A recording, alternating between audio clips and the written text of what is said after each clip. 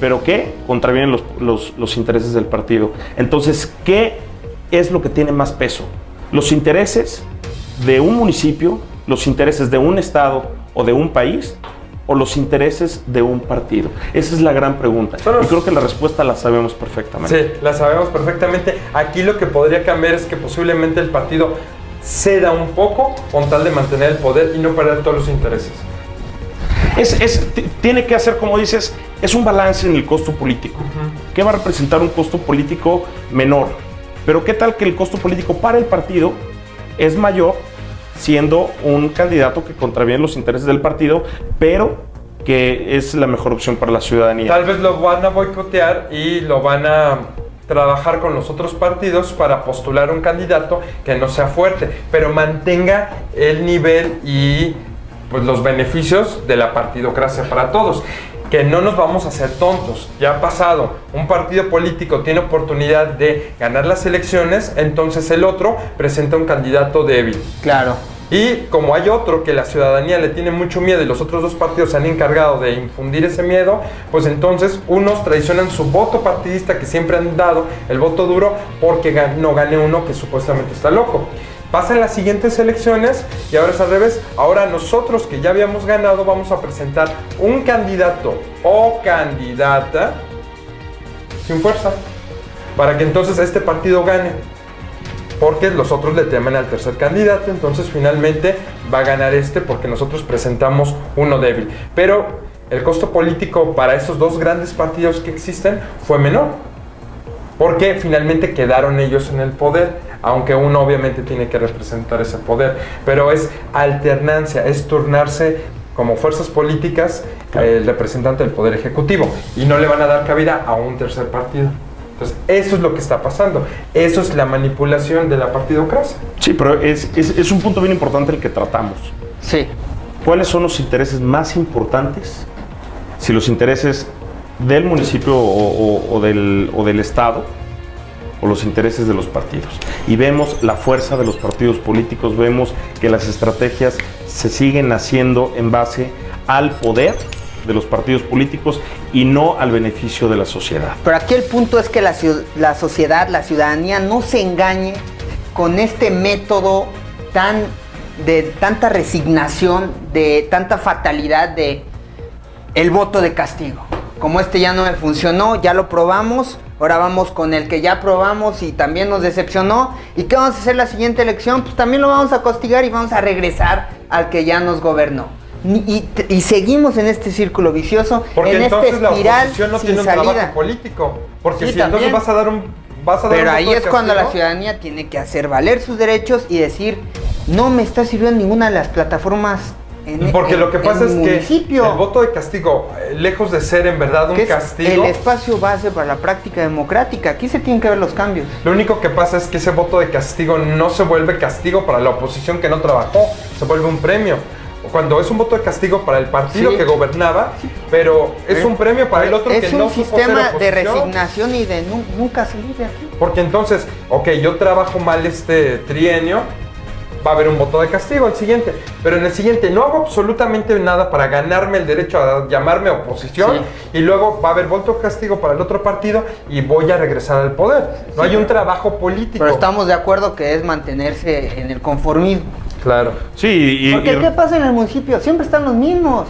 Se forman los mismos grupos, se forman las mismas pandillas, las mismas mafias, y estamos en este ciclo de la resignación, como acabo de mencionar. Y lo que no sabemos, que el voto de castigo puede ser más perjudicial todavía que analizar las propuestas, aunque sí puede ser que el gobierno que estaba actualmente en dicho municipio no logró los resultados debidos. Y damos el voto de castigo. Pero ¿qué tal que el candidato de la oposición es un candidato que sabemos que no va a dar los resultados, que sabemos que no tiene la historia, que no tiene la trayectoria y que no tiene la suficiente capacidad como para llevar a cabo una gobernabilidad eficiente? Pero damos el voto de castigo. Damos el voto de castigo y ¿cómo terminamos? Dos partidos Terminamos han peor. gobernado prácticamente la República Mexicana y de ahí no se sale. La oposición está afuera. Cada 6 años hay nuevos partidos, cada 6 años se eliminan, hacen otros. Te tienes que esperar otros 6 años para que nazca una oposición y nadie le hace caso porque dicen, eso no tienen poder, no tienen injerencia y pues obviamente también las leyes se les da menos apoyos para que ahí se mantengan y los partidos encumbrados estén posiblemente también porque no hayan llegado con buenas propuestas. Pues ahí estriba la labor de este programa y que usted ayude a concientizar, a hacer la revisión y a formar músculos ciudadanos que no se dejen engañar, que no se dejen perpetrar nuevamente por este sistema que nos va a tener. Yo quisiera comentar conforme a lo que dijo hace un momento Sergio. No es que no tengan las propuestas, hay propuestas interesantes de plataformas políticas minoritarias. El problema es que no tienen los espacios suficientes. ¿Por qué? Porque no cuentan con el presupuesto suficiente, a pesar de que la ley señala espacios, pero estos no siempre se respetan. Pero estás viendo la nueva ley político-electoral, todos los frenos que le da, el poco presupuesto, el poco tiempo de espacio en televisión. Entonces, sí existen plataformas políticas interesantes, pero no llegan a toda la ciudadanía porque no tienen el presupuesto necesario para un broadcasting network mainstream. Pero en este momento fuera de PRI, PAN, PRD, ¿quién dirías que es alguien interesante?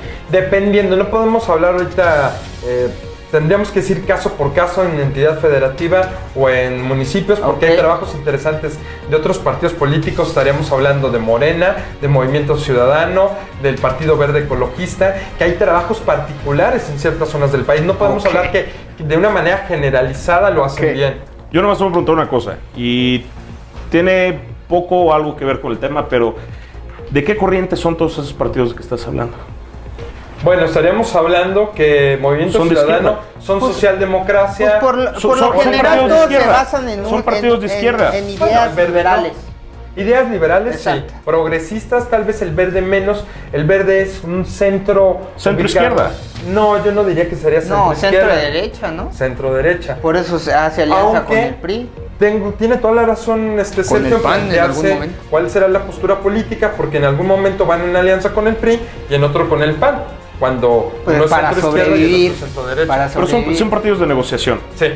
Eso sí es un hecho. Bueno, vamos a ver si Morena llega a ser partido de negociación.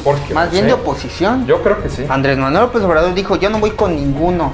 Yo tengo mi proyecto y sé que este es el bueno y ya no va a prestar a ese tipo de. Y tiene el número de militantes para lograrlo y para obtener registro solo. Sí, pero volvemos a lo mismo.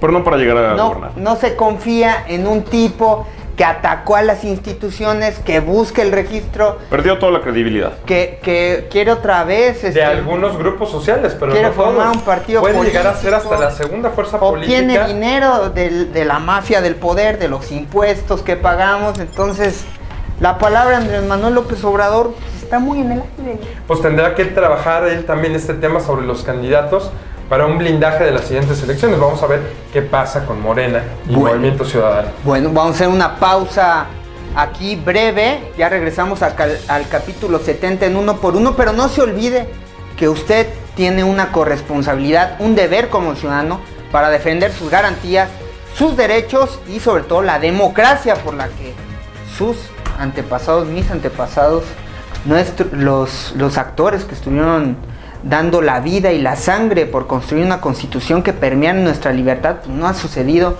no se ha construido. Usted debe ser una persona libre, usted debe permear, buscar, construir músculos ciudadanos que detengan la corrupción, que detengan todo esto que ha dañado nuestro tejido social. Regresamos.